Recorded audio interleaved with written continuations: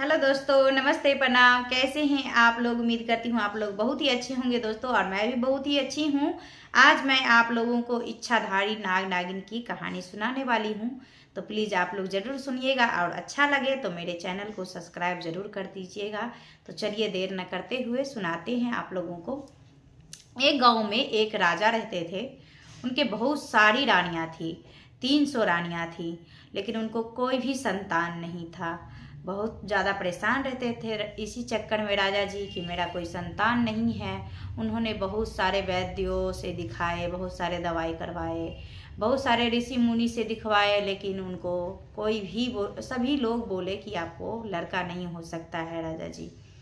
तो बहुत ज़्यादा मायूस हो गए कि मेरा कोई भी संतान नहीं है, इतने सारे धन दौलत है, अब राजा महाराजा है, बहुत सारे राज्यों में भी चर्चा होने लग गए कि राजा का कोई संतान नहीं है, कोई बेटा नहीं है, इनके राज्यों का क्या होगा, इतने सारे धन दौलत का क्या होगा। तो फिर एक ब्राह्मण रहते हैं उनके राज्य में, कहते हैं कि जो भी मेरे को एक पुत्र दे देगा तो उनको मैं एक राज्य दे दूंगा। तो एक ब्राह्मण रहते हैं उनके राज्य में, बहुत ज़्यादा चतुर रहते हैं, वो कुछ दिमाग लगा लेते हैं, सोच लेते हैं कि चलो मैं अपनी पुत्री से शादी करवा देता हूँ और एक राज्य ले लेता हूँ। तो ऐसे करके वो क्या करते हैं, ब्राह्मण जी अपने पुत्री से जाके बोलते हैं कि तुम राजा जी से शादी कर लो और मैं बाद में जो होगा मैं देख लूँगा, तुम्हारे पुत्र हो या ना हो।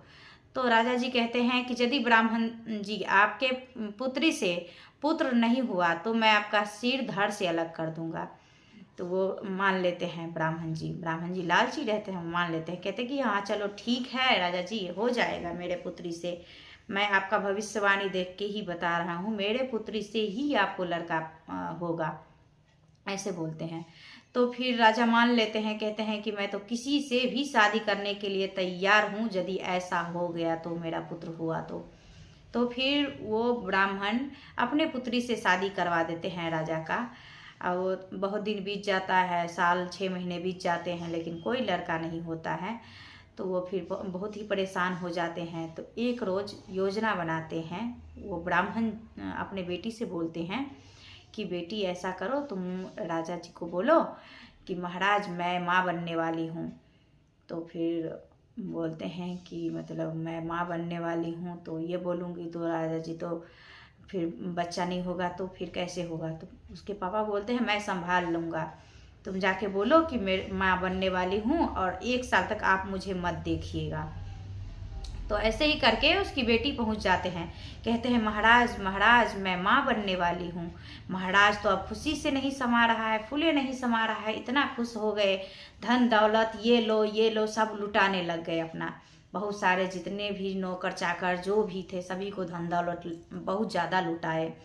फिर उसके बाद में रानियाँ बोली कि महाराज मेरे को पुत्र तो होगा, लेकिन आपको 1 साल तक मुझे देखना नहीं है। तो राजा कहते हैं कि चलो कोई बात नहीं, 300 रानियां हैं, एक रानियां से मिले वैसे ही 1 साल 1.5 साल हो जाता है राजा को।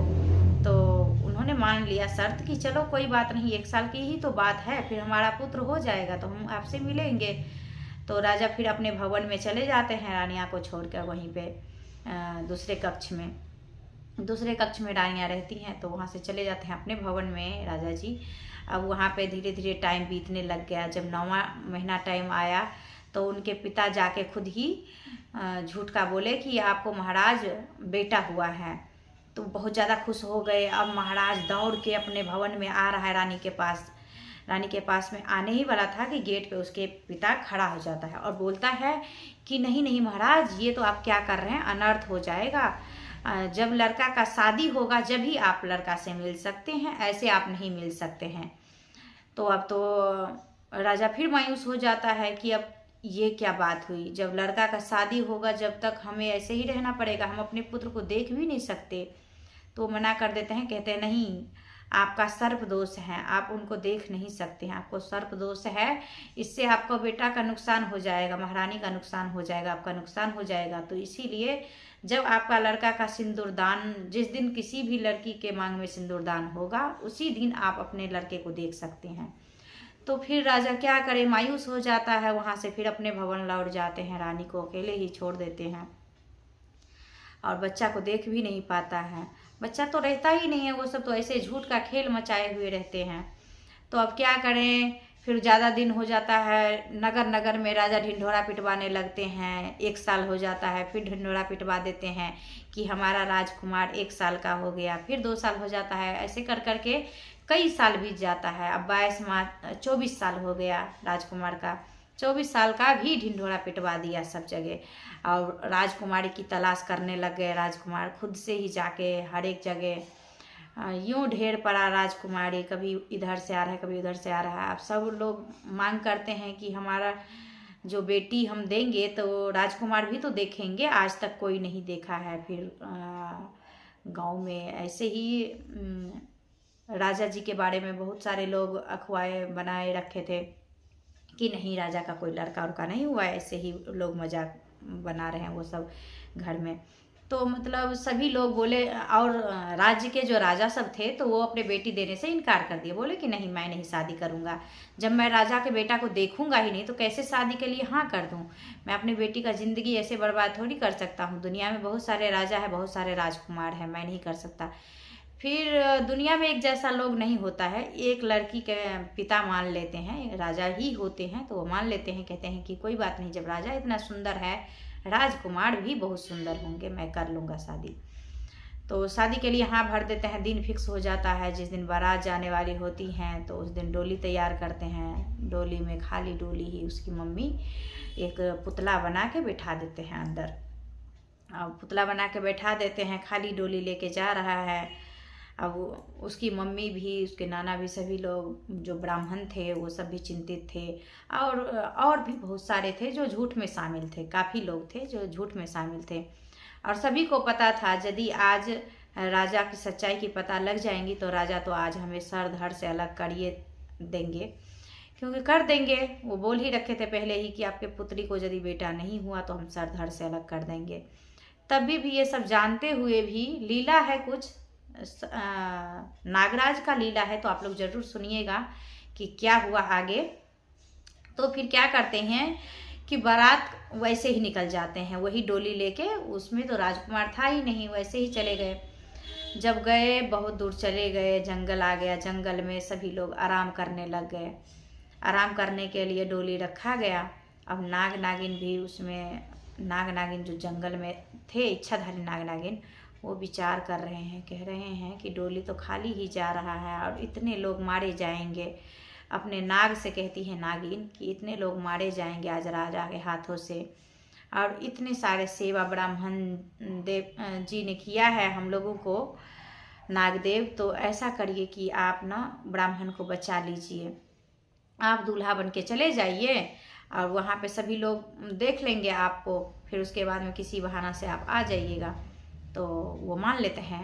नागराज बोलते हैं कि सही कह रही हो, इतने सारे लोग जब मारे जाएंगे तो हम बचा लेते हैं, ऐसे करके। तो वो बैठ जाते हैं, एक दूल्हा का सुंदर सा राजकुमार का वेश बनाते हैं, उसमें बैठ जाते हैं। जब वहाँ पे उतरता है डोली से राजकुमार, तो देख के सभी लोग हैरान हो जाते हैं। राजा भी देखते हैं तो हैरान हो जाते हैं, इतना सुंदर बेटा मैंने इतने दिन नहीं देखा। और राजा की आंखों में आंसू आ जाती है, एकदम आंखें नम हो जाती हैं। बेटा को गले से लगाता है, फिर उसके बाद में शादी होती है, सिंदूरदान हो जाती है, शादी हो जाती है। शादी के बाद में नागराज सोचते हैं कि अब तो सब कुछ हो गया, सब सही हो गया, अब तो हम यहाँ से जा सकते हैं, आज़ाद है हम। फिर वो क्या करता है, सोचता है कि राजकुमारी की तो फिर से शादी हो जाएंगी, राजकुमारी कौन सा पड़ी रहेंगी, उसकी तो शादी हो जाएंगी। तो ऐसे करता हूँ, मैं निकल लेता हूँ यहाँ से। वो नागराज जैसे ही निकलने लग गए तो उनकी जो साली सब थी, जीजा जी जीजा जी जीजा जी, कहाँ जा रहे हैं, कहाँ जा रहे हैं, सभी करने लग गए। तो अब नागराज भी नहीं जा पा रहे थे, क्योंकि दूल्हा है, दूल्हा का भेष तो आप लोग भी समझते हैं कैसे निकलेंगे वहाँ से। निकल ही नहीं पा रहे थे, बहुत ज़्यादा कोशिश करने के बाद भी नहीं निकल पाए। तो फिर वहाँ से लड़की विदा हो जाती है। लड़की विदा होने के बाद में राजा जी के घर आ जाते हैं, सभी लोग घर आते हैं। फिर घर पे जो आते हैं तो रानियाँ, जो उनकी माँ थी लड़का की, तो लड़का की माँ तो विदा किया था, सिर्फ वैसे ही, कुछ नहीं खा ली। तो उन्होंने अब सोच में पड़ गई कि ये कोई बहरूपिया है, हमारे दौलत के लिए शायद घुस आया होगा। तो वो उनसे बोलती हैं आके कि मतलब तुम कौन हो बेटा, क्यों आए हो हमारे घर, क्या चाहते हो हमसे। तो वो नागराज बोलते हैं, यदि आप हमसे कोई भी सवाल ऐसे वैसे करेंगी तो मैं चला जाऊंगा, आप सभी को मैंने ही बचाया है, तो इसलिए आप हमसे सवाल ना कीजिए। तो वो भी सोचती हैं कि ये तो सही कह रहा है, हम लोगों को तो इसी ने बचाया है, आज ये लड़का नहीं होता तो आज हम लोग नहीं बचते, राजा जी सर धड़ से अलग कर ही देते हम लोगों को। तो फिर वो लोग ना शांति से रहने लग जाते हैं सभी लोग। अब कई वर्ष बीत जाते हैं। अब उधर नागिन जो रहती हैं नाग की, वो अब छटपटाती हैं कि हमारे पति कब आ जाएंगे। राह देखती है, शाम ढल जाती हैं, सुबह से देखती राह, फिर शाम ढल जाती हैं, वो ऐसे करती रहती है नागिन।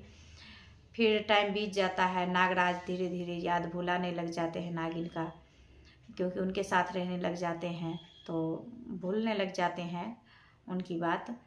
तो नागिन ना क्या किए कि मतलब वो आई कोई भेष बना के, बुढ़िया लचारी माई की भेष बना के भिखारी, और आई भीख मांगने लग गई। भीख मांगने के लिए तो वो बोली कि मैं किसी से भिक्षा नहीं लूँगी, जो नई दुल्हन आई हैं उनसे भिक्षा लेना है हमें, उनको मैं पुत्र का आशीर्वाद दूंगी, उसको पुत्र होगा। तो ऐसे बोलते हैं तो राजा जी खुश हो जाते हैं, सभी लोग खुश हो जाते हैं।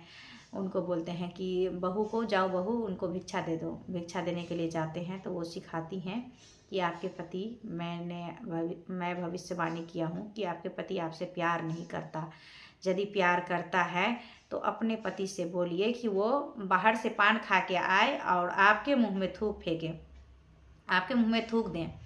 तो वो कहती हैं कि ऐसा क्यों। तो कहता है इससे प्यार होता है, इससे आपको बच्चा होगा। वो नागिन सोचती हैं कि ये मर जाएंगी रानियां तो हमारे पति हमारे पास आ जाएंगी, तो इसीलिए वो योजना बना के आती हैं, लेकिन योजना विफल हो जाता है। एक भी नहीं मानते हैं राजकुमार नहीं मानते हैं, कहते हैं कि मैं यदि ऐसा करूँगा तो ये तो मर जाएंगी, क्योंकि मैं तो नागराज हूँ, और नागराज होकर यदि मैं उसके मुँह में पान खा के थूक दिया तो वो तो मर जाएंगी।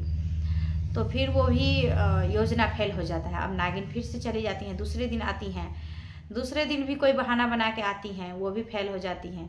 फिर आती हैं तीसरे दिन, तो वो बोलती हैं कि आज आपको राजकुमार जी को खुले में लेके जाना है नहाने के लिए तालाब में, आपका पति आपसे प्यार नहीं करता है, खुले में जाइए, खुले में नहाइए, आप तालाब में जाके आपसे प्यार करते हैं तो वो ज़रूर आपको ले जाएंगे। अब नागिन छटपटा रही थी कि कहीं इनसे प्यार करने लग गए होंगे तो हमें तो भूल जाएंगे नागराज, और वैसे भी राजकुमारी बहुत सुंदर हैं तो हमें कहीं भूल ना जाए, तो इसीलिए वो रोज़ बना के जाती थी कि ये मर जाएं अपना, तो हमारे पति तो हमारे पास आ जाएंगे। तो वो क्या करती हैं कि जाती हैं, बोलती हैं कि बोलो कि तालाब में मेरे को ले चलो नहाने के लिए आप। तो वो नागराज भूल जाते हैं कि मैं नागराज हूँ, तो वहाँ पे जाऊँगा तो मैं असली रूप में आ जाऊँगा। तो वो फिर क्या कहते हैं कि हाँ चलो, मैं आपसे बहुत प्यार करता हूँ, आपको चलो मैं नहा के लाता हूँ तालाब से। अब जब वो तालाब में जब जाता है, जैसे ही डुबकी लगाता है, राजा जी भी बोले कि आप लोग तालाब में जाओगे नहाने, तो सिपाही सब बहुत सारे भेज दिए। अब लड़का को तो पहले कोई नहीं देखा था, गांव के लोग भी बहुत ज़्यादा आ गए सभी लोग कि आज राजकुमार तालाब में नहाने के लिए आ रहे हैं। तालाब को तो साफ पहले से ही करवा रखे थे, पूरा लाइट उइट लगा रखे थे, एकदम से चमका दिए थे। जब राजकुमार उसमें गए, वो नागराज जैसे ही डुबकी लगाए तो वो इच्छाधारी नाग बन गए, इच्छाधारी नाग बन गए। वहाँ पे इच्छाधारी नागिन भी आ गई। तो जैसे ही इच्छाधारी नाग बन गए तो वो जो लड़की थी वो कह रही है कि आप कौन हैं, आप इतने दिन से हमारे घर में क्या कर रहे थे, हमारे साथ ऐसा क्यों किया आपने। तो उन्होंने बोला कि मैंने सभी का जान बचाया है। वो उसने सारा लीला जितना था वो सब बताया कि आपके घर में कोई लड़का जन्म नहीं लिया था, मैं ही था। जब बारात खाली वापसी वैसे ही जा रहा था, खाली जा रहा था डोली, तो मैंने उसमें बैठ गया, सभी का प्राण बचाया है मैंने। तो आप लोग मुझे जाने दीजिए, मेरी ये नागिन है और मैं नागराज हूँ, इच्छाधारी नागिन है हम लोग। तो फिर सभी लोग देखते हैं, गांव-गांव में बहुत सारा ढिंढोरा हो जाते हैं, सभी लोग आते हैं, राजा जी भी आ जाते हैं, रानियाँ भी, सभी लोग आ जाते हैं। तो वहाँ पे फिर क्या होता है कि उसकी माँ भी मान लेती हैं, हाँ हमारा बेटा कोई नहीं था, तो ये नागराज ही होंगे, हो सकता है, क्योंकि इन्होंने मुझे बताया नहीं कि मैं कौन हूँ। जब मैंने पूछा तो इन्होंने बोला कि मतलब मैं चला जाऊँगा, तो मैं डर से मैंने बोली कि चलो ठीक है, रहो जैसे ही रहना है मेरे घर में। तो फिर हम लोग रहने लग गए सभी लोग एक ही साथ। ऐसे करके रानी भी बात पलट देती हैं। फिर इसके बाद में राजा को भी बहुत ज़्यादा अफसोस होता है कि मैंने भी एक रानिया को कैसे पति दे दिए, मेरा बेटा था ही नहीं और मैंने उसके साथ शादी करवा दिए। फिर ऐसे सोचते हैं। फिर वो कहती हैं, जो जिसकी शादी हुई थी नई नई, वो नागराज से, वो कहती हैं रानियाँ कि जब आपने मुझसे शादी किया तो आपने मेरे बारे में क्या सोचा? सबके बारे में तो आपने सोच दिया, सबका विचार सही है, लेकिन मेरे लिए क्या सोचा? तो फिर वो नागराज अब क्या करेंगे? नागराज बोले कि आप क्या चाहती हैं रानी? आप जो चाहेंगी वही होगा। और आप ये सोच लीजिए कि हम नागराज हैं और हमारी एक नागिन है, यही है हमारी पत्नी, धर्मपत्नी।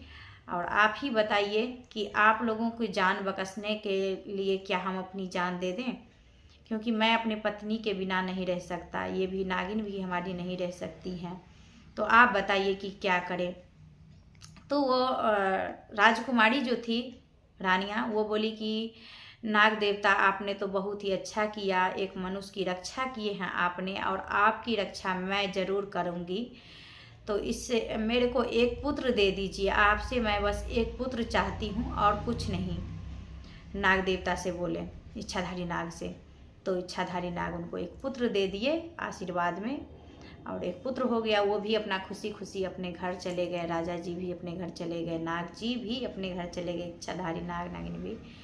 तो आप लोगों को यदि इच्छाधारी नाग नागिन का कहानी अच्छा लगा हो तो चैनल को सब्सक्राइब ज़रूर कर लीजिएगा, लाइक कर दीजिएगा, और कमेंट में हर हर महादेव लिखना नहीं भूलिएगा। हर हर महादेव, हर हर महादेव। नाग देवता की जय, इच्छाधारी नाग की जय।